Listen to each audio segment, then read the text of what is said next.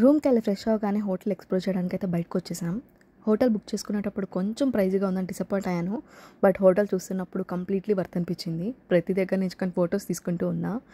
And ఈ షాండ్లర్ అయితే నా ఫేవరెట్ థింగ్. లాస్ట్ వీడియోలో కిట్టు నా కోసం ఏదో సర్ప్రైజ్ ఇస్తున్నాడని థింక్ చేస్తూ ఉన్నాడు అనుకున్నాం కదా.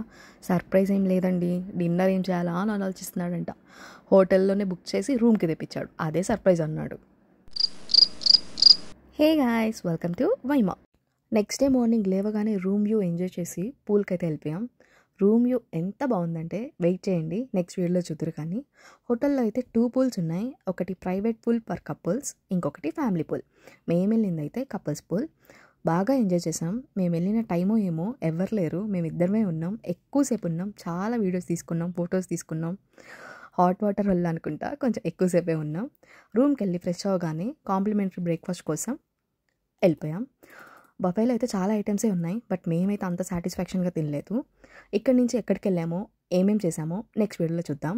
Please do like, share, comment and subscribe to వైమా.